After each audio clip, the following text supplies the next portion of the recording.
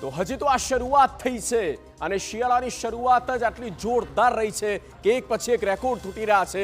આ વિચાર કરો કે શરૂઆત આવી છે તો આવનારા એકાદ મહિના બાદ શું થવાનું છે। આમ તો અનેક રેકોર્ડ તોડતી આ ઠંડી આ પહેલા ચોમાસાએ તરખાટ મચાવ્યો અને હવે શિયાળુ પણ આ રીતે જ તરખાટ મચાવવાની તૈયારીમાં લાગી રહ્યો છે, કારણ કે જે આંકડો સામે આવ્યો છે આપણે પહેલા વિગતો બતાવી દઈએ। ભોપાલની વાત કરીએ, મધ્યપ્રદેશના ભોપાલ શહેરમાં 84 વર્ષનો રેકોર્ડ તૂટે છે એવી જોરદાર ભયંકર ઠંડી પડી રહી છે અને નવેમ્બર મહિનો સૌથી આકરો આવી આટલી ઠંડી ક્યારેય નથી પડી છેલ્લા 84 વર્ષમાં।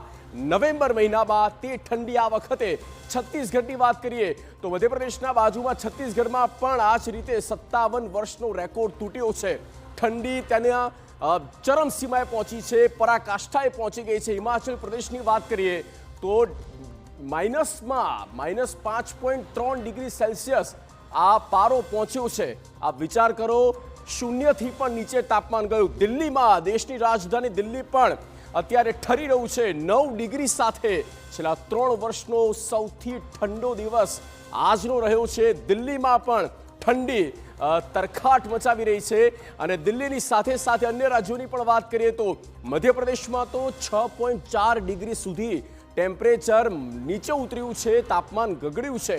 રાજસ્થાનની વાત કરીએ, જ્યાં સૌથી વધારે ગરમી અને સૌથી વધારે ઠંડી પડતી હોય છે, એ રાજસ્થાનમાં પણ 16 શહેરો એવા છે જ્યાં તાપમાન ટેમ્પરેચર 10 ડિગ્રીથી પણ નીચે ગયું છે અને આ તો હજી શરૂઆત છે। દક્ષિણ ભારતની વાત કરીએ, દક્ષિણ ભારતમાં પૂર્વોત્તર ચોમાસું સક્રિય થયું છે, એક બાદ એક વરસાદી સિસ્ટમ પણ ત્યાં બની રહી છે અને વરસાદી સિસ્ટમની અસર ક્યાંક ગુજરાત પર થવાની છે કે કેમ તેની પણ વાત કરીશું। બંગાળની ખાડીમાં લો પ્રેશરને કારણે વરસાદની શક્યતા રહેલી છે અને માવઠાની આગાહી એટલા માટે જ આપવામાં આવી છે કે માવઠું થઈ શકે છે, વરસાદે આવી શકે અને ઠંડી પણ એ તમામ રેકોર્ડ તોડી શકે। આખા ઉત્તર ભારતમાં જમ્મુ કાશ્મીર હોય, ઉત્તરાખંડ હોય કે હિમાચલ પ્રદેશ હોય, આ પહાડી રાજ્યોમાં ભારે હિમવર્ષા થઈ રહી છે।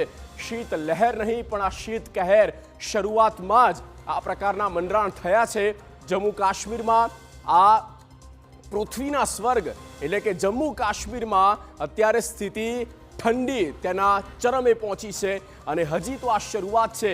આ રૌદ્ર સ્વરૂપ દેખાડશે ઠંડી, ખાસ તો ઉત્તર ભારતની વાત કરીએ, આ નોર્થ ઇન્ડિયામાં જ્યાં સૌથી વધારે ઠંડી છેલ્લા ઘણા વર્ષોથી આપણે જોતા આવ્યા છીએ અને આગામી દિવસોમાં પણ ઠંડી તેની કહેર તેનો જે છે તે વધારે જોવા મળી શકે છે।